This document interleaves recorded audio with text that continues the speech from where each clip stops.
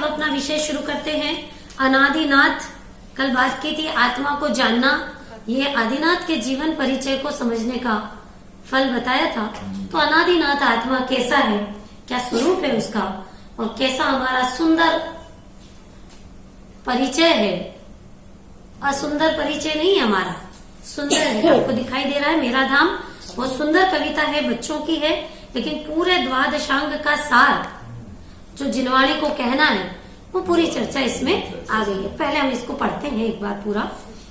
शुद्धात्म है मेरा नाम, मात्र जानना मेरा काम, मुक्ति हुई है मेरा धाम, मिलता जहाँ पूर्ण विश्राम, जहाँ भूख का नाम नहीं है, जहाँ प्यास का काम नहीं है, खांसी और जुकाम नहीं है, आदि व्याधि का नाम नहीं है, सत शिव सुंदर मेरा धाम, शुद्धात्म है मेरा नाम,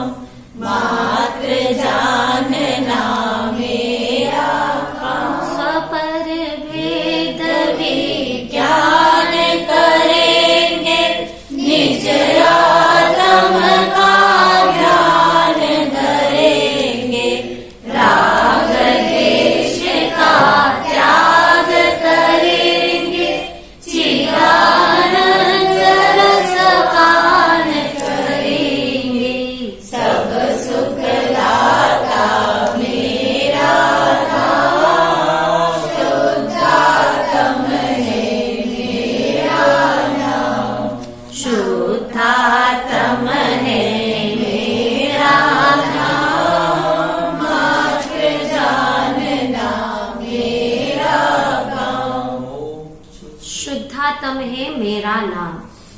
इस कविता में मेरा नाम क्या है, मेरा काम क्या है और मेरा धाम क्या है, इस तरह की चर्चा आएगी।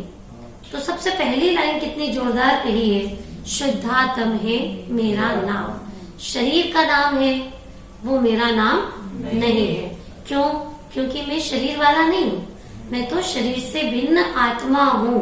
ये जो संयोग है, बाहर के संयोग है, जो संयोग में ये शरीर है, सर्व एक क्षेत्र होगा, ये ना शरीर दो तरह के बताए थे आपको, पर द्रव्य, एक तो दूरवर्ती और एक निकटवर्ती, लेकिन दोनों ही मेरा स्वरूप नहीं है। क्यों? क्योंकि देखो ये शरीर तो बदल जाएगा, तो नाम यही रहेगा क्या आपका, कि नाम भी बदल जाएगा? तो आपके माँ बाप ने आपका जो नाम रखा है, क्या नाम रखा आपका? पंखुड़ी। क्या रखा? राशि। राशि। आपका? नहीं, माँ बाप ने क्या नाम रखा है? अर्चना, मोना।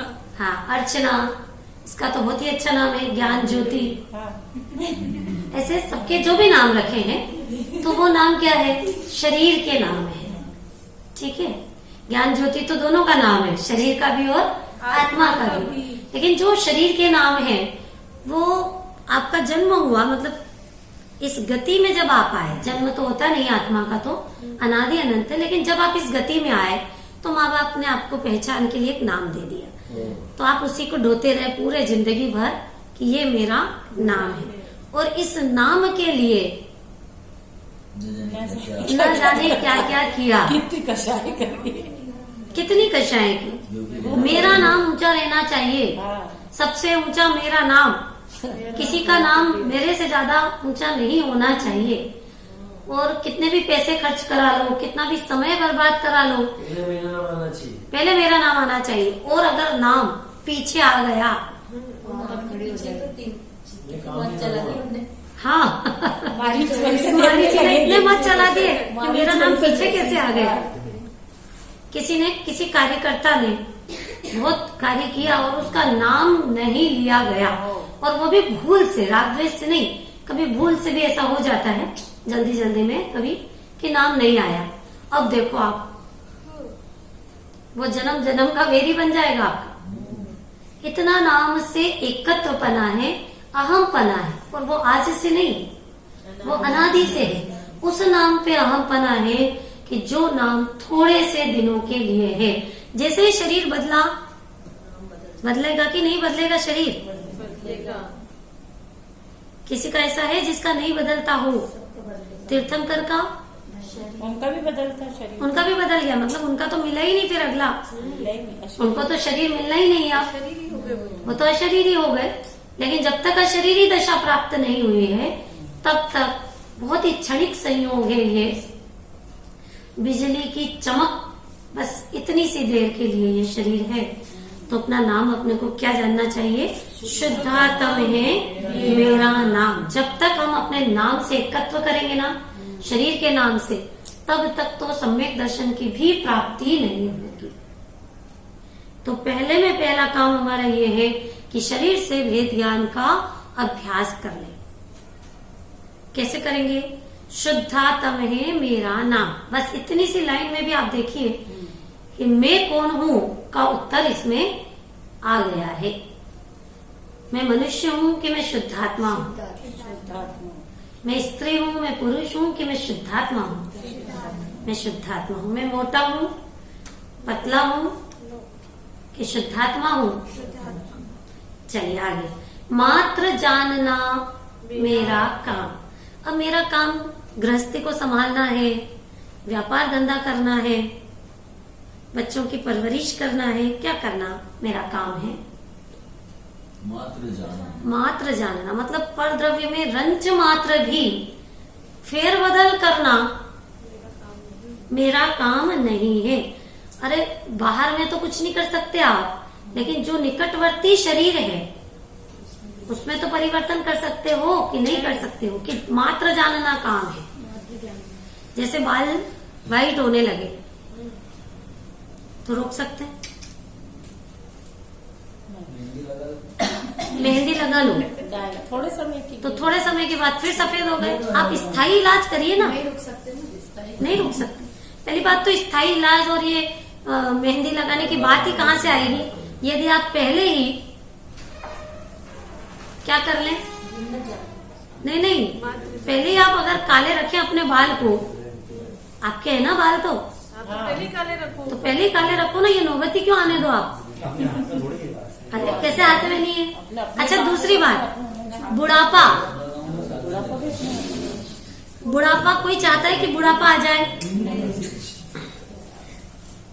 अच्छा, मरण, मरण को रोक सकते हो शरीर के वियोग होने से?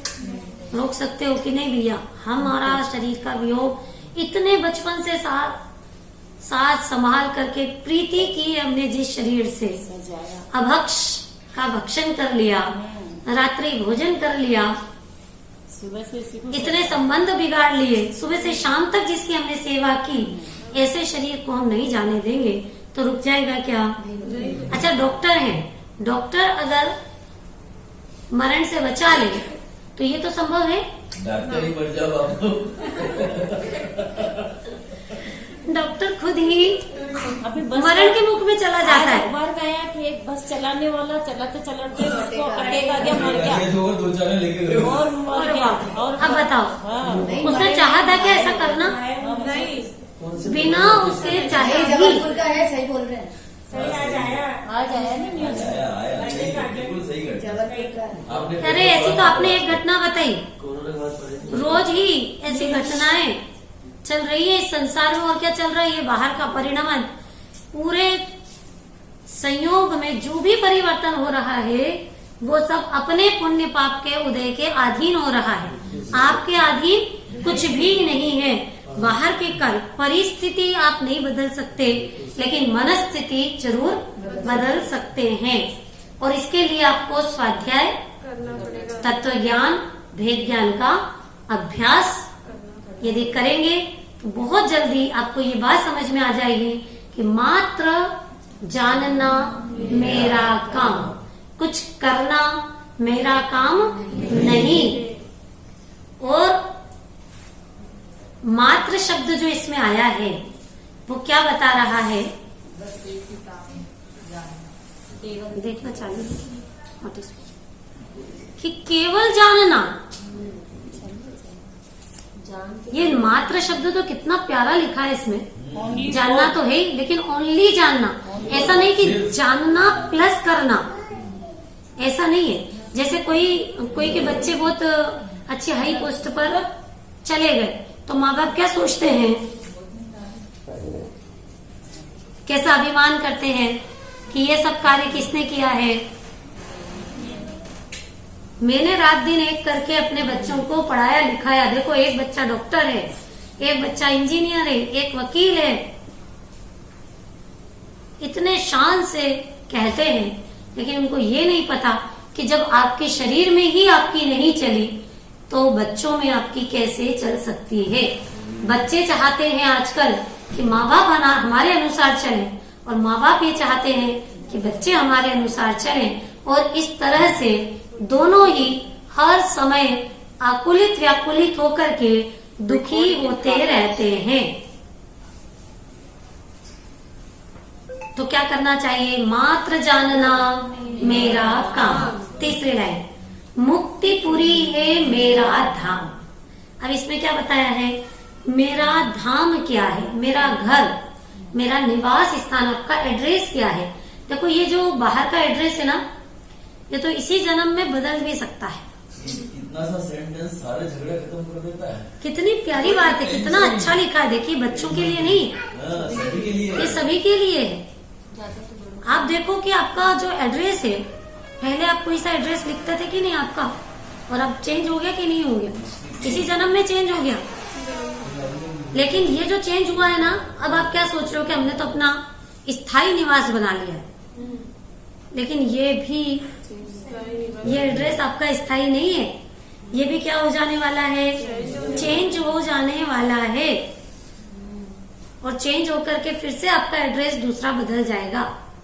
जैसे शरीर बदला, नाम बदला, एड्रेस भी बदल जाएगा। बहुत क्षणिक है ये, इसलिए आप इसको अपना स्थायी परमानेंट धाम न समझ करके, परमानेंट धाम कौन सा बताया इसमें? मुक्तिपुरी है मेरा धाम। एक भजन में आता है, भूल करे अपना घर जाने कितनों के घर मुझे जाना पड़ा। क्यों जाना पड़ा अलग अलग घर में?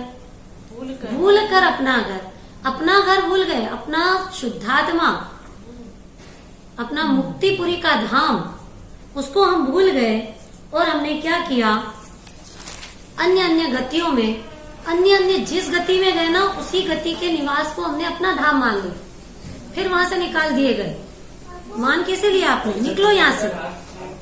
हम तो कब उन निज घर आए, पर घर फिरत बहुत दिन बीते, नाम अनेक धराए।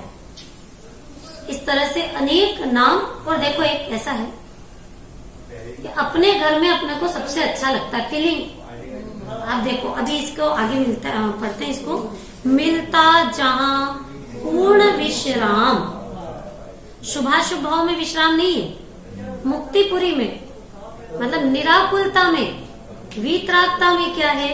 विश्राम है। और वो विश्राम मिलता है आत्मा के आश्रय से। एक लाइन आती ना, दिन रात शुभाशुभ भावों से मेरा व्यापार चला करता, मानस वाणी और काया से आश्रम का द्वार खुला रहता। क्या किया हमने? दिन रात शुभाशुभ भावों में रहे, लेकिन ये हमारा विश्राम स्थान नहीं है। इस पर तो हमको क्या लगा देना चाहिए? ब्रेक लगा देना चाहिए। और शुद्धात्मा के आश्रय से जो मुक्तिपुरी की प्राप्ति होगी, तो फिर पुनः संसार में जन्म लेना नहीं पड़ेगा। तो टॉप में टॉप, बेस्ट में बेस्ट यदि कोई है तो वो तीन लोक में एक ही है, और वो है मेरा शुद्धात्मा। जिसके आश्रय से मिलेगी मुक्ति, और वहां पर क्या मिलेगा? पूर्ण विश्राम। पूर्ण विश्राम मिलेगा। देखो कैसा है अपना घर, जहां पर आनंद ही आनंद है, किंचित मात्र तो दुख होगा नहीं है। नहीं होगा दुख। तो आगे बताते हैं आपके निवास में क्या क्या नहीं है और क्या क्या है। जहाँ भूख का नाम नहीं है, जहाँ प्यास का काम नहीं है, खांसी और जुकाम नहीं है, आदि व्याधि का नाम नहीं। अब देखिए, जहाँ भूख का नाम नहीं है, भूख लगती है और भूख लगती है, हम भोजन करते हैं, फिर से खाली हो जाता है पेट, फिर से भूख लग जाती है, फिर हम उसका उपाय क्या करते हैं? भोजन करते हैं, फिर से भूख लग जाती है। तो इस तरह से ये क्षुधा रूपी डाइन हमारे साथ लगी हुई है और हम परेशान हैं, हैरान हैं, जबकि हमारा स्वभाव कैसा है? अनाहारी। आहार लेना हमारा स्वभाव नहीं, और अनाहारी स्वभाव के लक्ष्य से पर्याय में भी अनाहारीपना प्रकट हो जाए, ऐसा हो सकता है क्या? हो सकता है। मुक्तिपुरी में जहाँ की भूख का नामो निशान नहीं है, कभी भूख नहीं सताती। कभी सिद्ध भगवान को ऐसा होता है कि वहां पर उनको भूख लगने लग जाए कि बहुत दिन हो गए बैठे बैठे यहाँ पर। हाँ, पूर्ण तृप्त है। पूर्ण तृप्त है, बहुत अच्छा शब्द दिया आपने।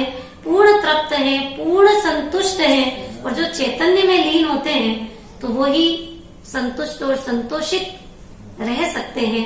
बाकी जो इच्छाओं की ज्वाला में जल रहे हैं, उनको तो क्या चलता है? और चाहिए और चाहिए और चाहिए। कितना चाहिए? पूरी दुनिया का माल भी मिल जाए तब भी तृप्ति नहीं होती, और चाहिए। अकेले को पूरी दुनिया का मिल जाए, संपत्ति पूरी दुनिया की, तब भी संतुष्टि नहीं होती। इसको बोलते हैं जठराग्नि। भूख को क्या बोलते हैं? जठराग्नि। समुद्र की अग्नि को क्या कहते हैं? बड़वाग्नि। और वन की अग्नि को क्या कहते हैं? दावाग्नि। और अपने मन की अग्नि को क्रोधाग्नि। और ये भी जठराग्नि है, जो भूख की बात कह रही है ना यहाँ पर। अभी कहीं अपने को जाना हो ना, तो हम क्या सोचते हैं कि भाई, सबसे पहले क्या सोचते हैं कि अपने को वहां पर भोजन की व्यवस्था क्या रहेगी। अब 3 दिन के लिए कहीं जाना है मान लीजिए, तो ऐसा कर सकते हैं कि 3 दिन का इकट्ठा खा लो, तो 3 दिन तक फिर देखना ही नहीं पड़े, सोचना ही नहीं पड़े। ऐसा हो सकता है क्या? ले जाओगे वो कि ऐसा भी नहीं हो सकता? बताओ आप, कितने परेशान है ये जीव। आपको उसी दिन ही खाना पड़ेगा, और तभी आपकी वो भूख शांत होगी। और वो भी कितना खा पाओगे आप? जब आप जाते हो किसी पार्टी में, तो कितने तरह की चीजें रखी रहती है सामने, और अगर इसका बस चले ना, तो जैसे राक्षस पूरा खा जाता है ना, ऐसे ही पूरा का पूरा खा जाए सब चीजें। इसका बस चले तो छत तो ऐसी रहती है इसकी, लेकिन पेट इतना सा है ना, तो बेचारा चख ही पाता, बस सब चीज चख पाता है, उसके मन के मन में ही रह जाती है। उसको स्वाद तो लग जाता है, जीभ पर स्वाद तो आ जाता है, तो उसको अच्छा भी लगता है। क्या करूं क्या? हाँ, पेट में लिमिटेड है, तो लिमिट के कारण वो इतना खा पाता है। लेकिन इच्छाएं देखो आप, अनंत इच्छाएं हैं। पेट नहीं भरना चाहता ये जीव, तो पेट ही भी तो भरना चाहता है। ऐसा है ये, मतलब परेशान हैरान है। लेकिन देखो कितना सुंदर हमारा धाम है कि जहाँ भूख का नाम नहीं है और जहाँ प्यास का काम नहीं है। एक और टेंशन है प्यास की भी, वो साथ में ही भूख प्यास, हर थोड़ी थोड़ी देर में प्यास लगने लगती है। तो क्या चाहिए? पानी चाहिए, जूस चाहिए, चलो पी लो, एक साथ ही पी जाओ, फिर कल मत बोलना प्यास लगी। अरे अभी क्या, जरा सी देर बाद फिर से प्यास लग जाएगी। अब आत्मा का ध्यान करने बैठेगी, ये भूख प्यास को टेंशन लेकर के बैठे, नहीं लेना पड़ेगा आपको। क्यों? क्योंकि आपने अपनी आत्मा की इतनी विराधना की है पूर्व जन्मों में आत्मा की साधना नहीं की, क्या किया है? मतलब ये विराधना है कि आपने शुद्धात्म है मेरा नाम, मात्र जानना मेरा काम, इस स्वरूप को नहीं समझा, नहीं माना। आपने तो क्या माना? शरीर का नाम मेरा नाम है और बाहर के कार्य करना मेरा काम है। जब आप इतना बड़ा अपराध करते हो तो उस अपराध के फल में जब कर्मों का उदय आता है, असाता वेदने के उदय से भूख लगती है, भूख प्यास सताती, लगती नहीं कि क्या शब्द कह रही हूं मैं, सताती है। सताती मतलब जैसे कोई किसी को सताए ना, सताना मतलब समझते हो? दुखी कर देना, परेशान कर देना। तो ये भूख प्यास परेशान करती है। तो क्या ऐसा भी कोई स्थान है जहाँ भूख भी नहीं लगती, प्यास भी नहीं लगती? ऐसी भी कोई दशा है? अरे वाह, ऐसी दशा भी है जिसको सुनकर के मन में क्या लगना चाहिए? लालच लगना चाहिए। और इसीलिए कविवर भागचंद जी हुए हैं, उन्होंने एक लाइन लिखी है, भागचंद शिव लालच लागे, पहुंच नहीं है जहां जम की। भागचंद जी कहते हैं कि मुझे तो शिव का मुक्तिपुरी मेरे धाम का क्या लग गया? लालच आ गया।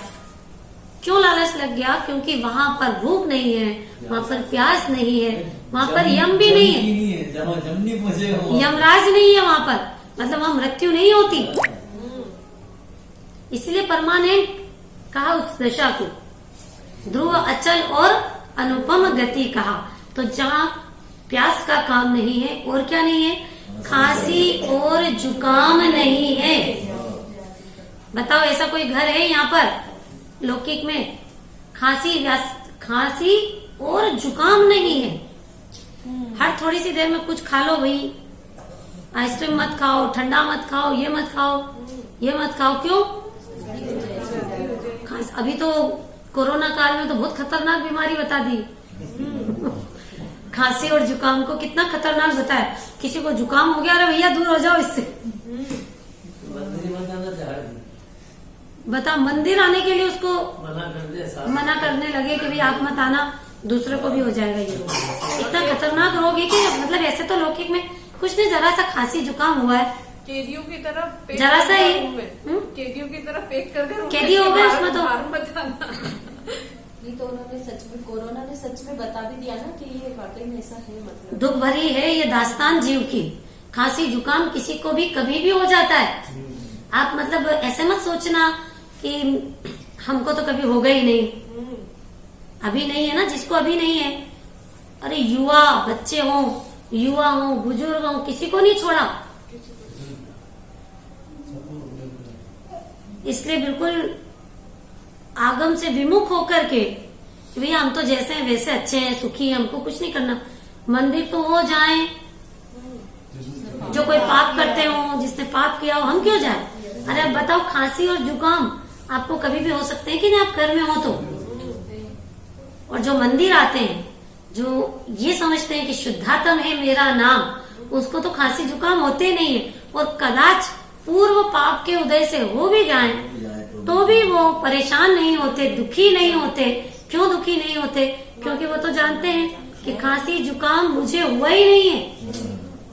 ये तो किसको हुआ? पड़ोसी को, शरीर को हुआ है, मुझे नहीं हुआ। तो वो तो आनंद में मस्त रहते हैं। जो भी ये सब अपन बातें पढ़ रहे हैं ना, जो इसको स्वीकार करता है वो हर समय आनंद में रहता है, वही सच्चा जीवन जीता है।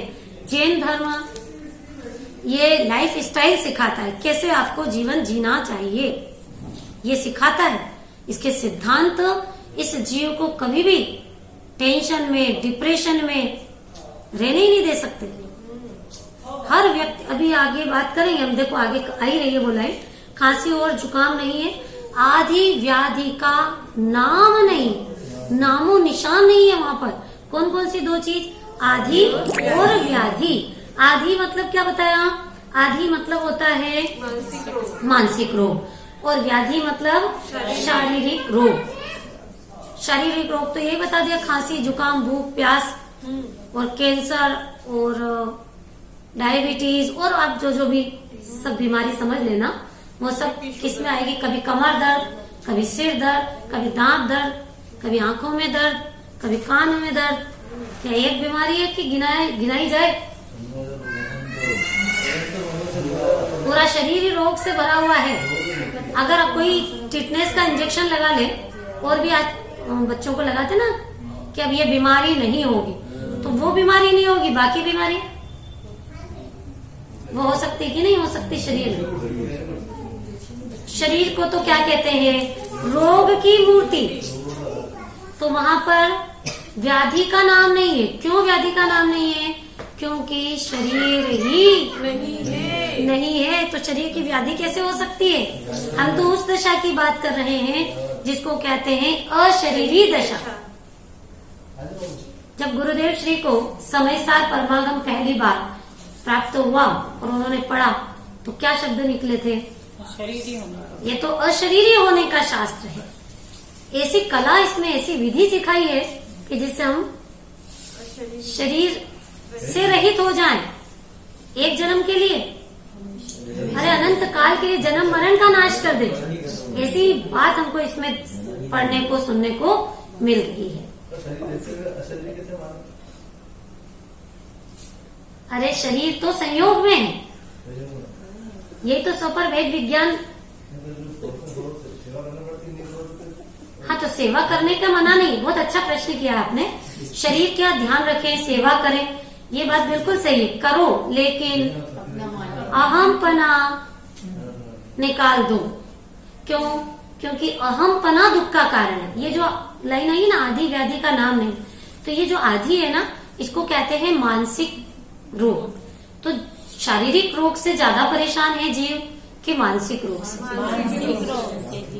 एक व्यक्ति, एक बच्चा है, रिजल्ट आने वाला उसका, वो गया रिजल्ट लेने के लिए और वापस नहीं आया, और वापस उसकी डेड बॉडी है। क्यों? क्यों? फेल हो गया तो सुसाइड कर लिया। फेल हो गया तो आत्मघात कर लिया। मतलब मानसिक रोग ज्यादा खतरनाक है, डिप्रेशन हो जाता है। कई लोगों को जरा सा कुछ घाटा लग गया, सुना होगा आपने, व्यापारी ने आत्महत्या कर ली। और दुख को दूर करने का उपाय आत्मघात नहीं है, आत्म साधना है। आत्मघात कर लिया, चलो ठीक है, मर गए साहब, तो मर गए तो शरीर खत्म हो गया, दूसरा मिल गया, और उससे अच्छा मिला कि उससे खराब मिला, उससे भी। अब फिर क्या करोगे? अरे ऐसी स्थिति में पहुंच जाओगे कि एक श्वास में 18 बार जन्म और मरण, बस यही करते रहो, कुछ काम नहीं दूसरा, जन्म मरण जन्म मरण जन्म मरण, कोई काम नहीं अब आपको, क्योंकि आपने अविनाशी शुद्धात्म है मेरा नाम मात्र जानना, मेरा काम इसको नहीं जाना। अगर देव भी बन गए ना, तो आपको वो लाइन ध्यान है, जो विमान वासी होता सम्यक दर्शन बिन दुख पार, चाहते चयथा पर तन धरे, यो परिवर्तन पूरे करे। मतलब देव भी सोचो कि अपन शाश्वत धाम है कि नहीं, वहां से भी चय करके क्या बन जाता है जीव? पेड़ बन जाता है, अग्नि बन जाता है, जल बन जाता है, कुत्ता बिल्ली गाय भैंस ये बन जाता है। कौन? स्वर्ग का देव। एक सेकंड में, देर नहीं लगती है, आयु पूरी हुई कि चलो यहां से आओ। और फिर वहां पर विश्राम मिलता है क्या? नहीं। अभी अपन ने पढ़ा ना, मिलता जहां पूर्ण विश्राम, वो वहां भी नहीं मिलता। मतलब आराम कहीं भी नहीं है चारों गतियों में। तो क्या करें? व्याधि की चर्चा चल रही थी ना अपनी, व्याधि की, व्याधि और आधि। तो आधि में क्या बताया था? मानसिक बीमारी। सिद्धों में क्यों नहीं है मानसिक बीमारी?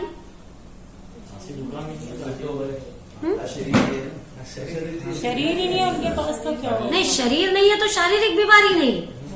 हमारा प्रश्न ये है कि आधि क्यों नहीं? सिद्ध दशा में आधि क्यों नहीं? उनको पता है ना कि सबको जानना ही मेरा काम है। नहीं, सिद्ध यानी कि शुद्ध सत्व स्वरूप आत्मा हो जाती है, तो वहाँ पर रजोतम होते नहीं है। रजोतम नहीं होगा तो फिर आत्मा ही नहीं है। मतलब वहाँ मन नहीं है। मन नहीं है, रजोतम। मानसिक बीमारी का ना, मन की बीमारी, तो मन का है वहाँ पर। हाँ, केवल ज्ञान है ना वहाँ तो, न तो द्रव्य मन है और न ही भाव मन। मन ही नहीं है तो मानसिक टेंशन काय को होगा उनको। तीन लोग तीन काल झलक रहे हैं, केवल ज्ञान प्राप्त है उनको। देखो, मानसिक बीमारी का तो एक उदाहरण आपको बच्चे का दे दिया। एक उदाहरण ऐसा, एक पिता ने कुछ कह दिया किसी को, सासू ने कह दिया बहू को, कुछ कह दिया जो कि उसको रास नहीं आया, खत्म।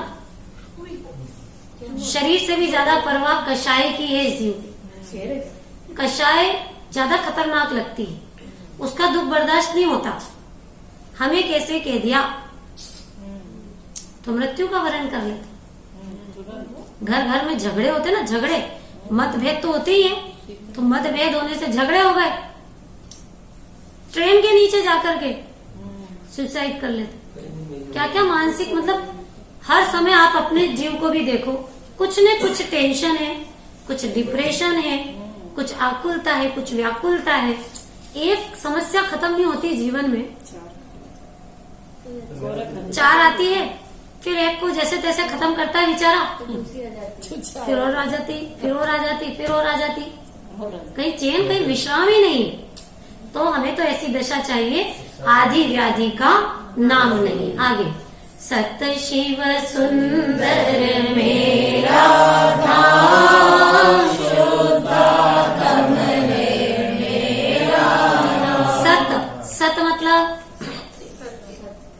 सच्चा, सत मतलब सच्चा, वास्तविक, विद्यमान, अस्तित्व जिसका है, ऐसा सत। सत मेरा धाम कैसा है वो बता रहे हैं। सत है शाश्वत, मतलब स्थायी है, अस्तित्ववान है। शिव, शिव का मतलब है कल्याणकारी, आनंदकारी, मंगलकारी। कौन है ऐसा? मेरा धाम। और क्या बताया? सुंदर है। कैसा सुंदर है? कि बहुत मनोहारी है, रम्य है और अनेक प्रकार के सौंदर्य से युक्त है। और ऐसा है कि जहाँ सभी प्रकार के सुख। आप कोई मकान खरीदते हो रहने के लिए तो क्या देखते हो भाई, पानी की व्यवस्था है कि नहीं बराबर, एटमॉस्फेयर कैसा है, बगीचा बगीचा पास में, जो भी सब ऐसा देखते हो ना कि जहाँ पर सर्व सुविधा संपन्न हो। तो अब अपना निवास स्थान जो है वो भी कैसा है? सुंदर।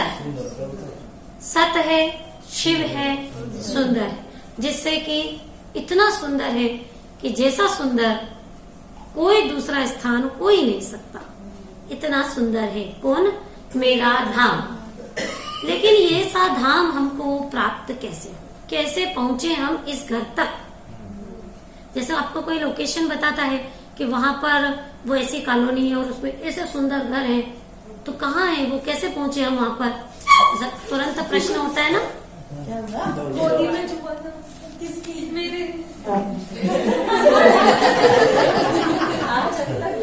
देखो, चूहा आया तो आप डर गए, और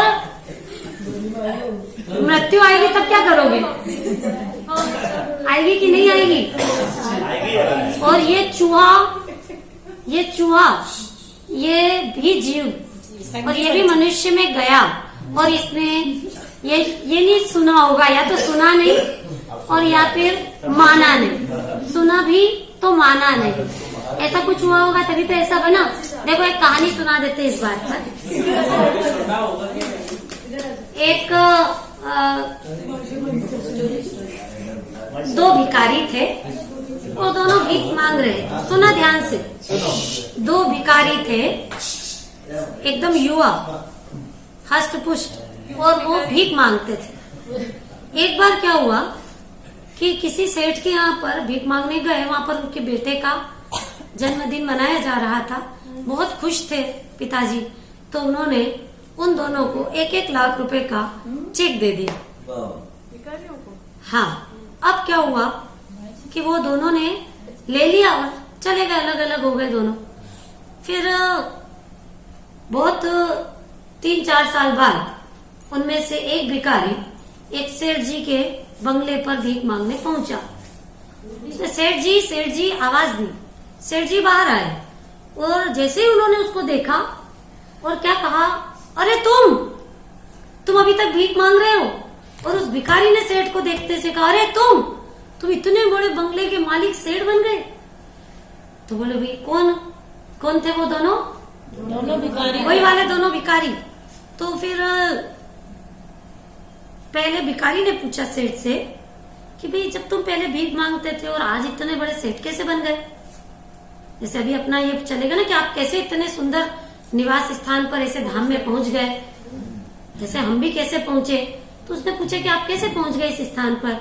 तो उन्होंने जवाब दिया कि अरे अपने को 1 लाख का चेक मिला था, तो उससे मैंने कैश निकाल लिए बैंक में जाकर और फिर उससे व्यापार किया और इतनी पूंजी बना ली, बंगला बना लिया, गाड़ी खरीद ली। तो बोला अच्छा, और तुमको भी तो मिला था चेक, उतने का ही चेक, तुमने क्या किया। बोले कि अरे कागज, इतना बड़ा सेठ और क्या दिया, कागज का टुकड़ा, एक कागज का टुकड़ा। इतनी अक्कल नहीं उसको, एक कागज का टुकड़ा दे दिया और मैंने तो उसको फाड़ फूड़ के वहीं पर फेंक दिया था। अरे वो कागज का टुकड़ा नहीं था, वो तो 1 लाख रुपए थे। क्या बात कर रहे हो, कागज का टुकड़ा 1 लाख रुपए। बस वही तो पहचान नहीं पाए तुम, इसलिए आज भटक रहे हो। ऐसे ही ये जो चूहा है ना अभी, ये चूहे का जीव और अपना जीव साथ साथ चारों गतियों में घूम रहे थे। अगर वो चूहा भी आपसे पूछे कि आप यहाँ कैसे आ गए और आप उससे पूछो कि तुम वहां कैसे चले गए, परिणामों का खेल है। अभी हम मंदिर में आए और भगवान से पूछे, भगवान भी तो अपने साथ ही भटक रहे थे पहले, तो अपन उनसे पूछे कि भगवान आप जिन मंदिर में आकर के विराजमान है, मतलब आपकी प्रतिमा, और आप तो मुक्तिपुरी के धाम को प्राप्त हो गए, तो आप कैसे पहुंच गए। मान लो समूह शरण में पूछे अपन अनंत भगवान से, और अनंत भगवान भी अपने से कहे कि अरे क्या तुम अभी तक भटक ही रहे हो, क्या बात है। तो सिद्ध भगवान क्या बताएंगे कि उन्होंने क्या किया, अनंत भगवान क्या बताएंगे कि उन्होंने क्या किया, कि अपन ने साथ में पाठशाला में बैठकर, प्रवचन में बैठकर जिनवाणी का रसपान किया था। हाँ किया था। फिर क्या हुआ कि फिर जो बात हमने सुनी थी वो लाख की नहीं, करोड़ की नहीं, अनंत पति बनने की बात थी, अनंत पति बनने की बातें थी। और मैंने उस बात को अपने हृदय में धारण किया, निज को पहचाना, निज में लीनता करके स्वपर भेद विज्ञान करते हुए इस दशा को प्राप्त कर लिया। तुमने क्या किया, अरे उस बात को सुनकर मैंने एक कान से सुना और दूसरे से, उसमें कुछ दम तो था नहीं, क्या बातें थी, बस बातें करने से कुछ होता है। अरे परम सत्य बातें थी, वो अमूल्य थी, जिनेंद्र देव की वाणी थी वो, तुमने उस पर ध्यान नहीं दिया, इसीलिए भटक रहे हो। तो देखिए अब आगे बढ़ते हैं हम। अब वो विधि बता रहे हैं, ध्यान से सुनना वो विधि।